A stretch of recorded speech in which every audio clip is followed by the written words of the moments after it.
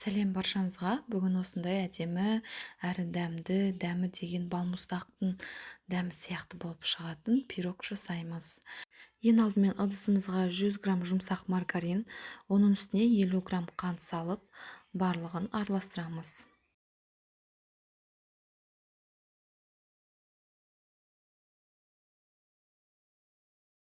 200 грамм ұнның үстіне 5 грамм разрыхлитель саламыз.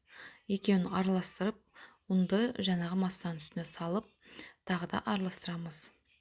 Үстіне бір жұмыртқа салып, бірінші вилканың көмегімен араластырып аламыз. Одан кейін қолымызбен қамыр илеп, салафанға салып, холодильникқа жарты сағатқа қойып қоямыз.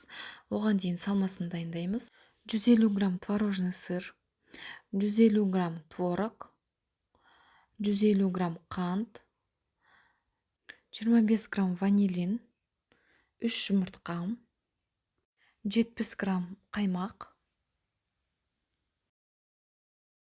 1 столовый қасық жүгері крахмалы, 70 грамм малинаның және 70 грамм қарақаттың пюресін қолданамыз. Малинаның вареньясын немесе қарақаттың вареньясын қолдансаңыз да болады. Дәл осы видеодағыдай ситадан өткізесіздер. Жемістердің согын дәл осылай қалақпен сығып тастап, тек қана қоюын ғана қосасыздар.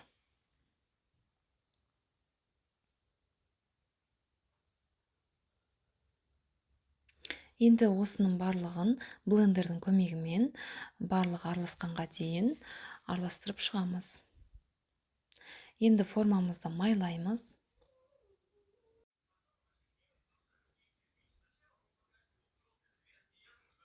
Холодильниктегі қамырымызды осылай жайып аламыз.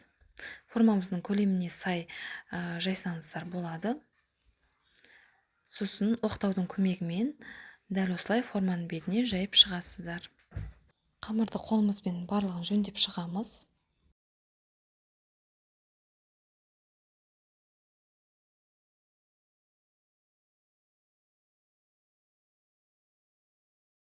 Енді осының үстіне салмамызды құямыз. 180 градуста қызып тұрған духовкамызға 35-40 минутқа пісіріп аламыз. Осылай өте әдемі әрі дәмді болып шығады. Жасап көруге кеңес беремін. Өте оңай жасалатын пирогтардың бірі. Міндетті түрде жасап көріңіздер. Каналға тіркеліп, лайк басып, комментарий жазуды ұмытпаңыздар.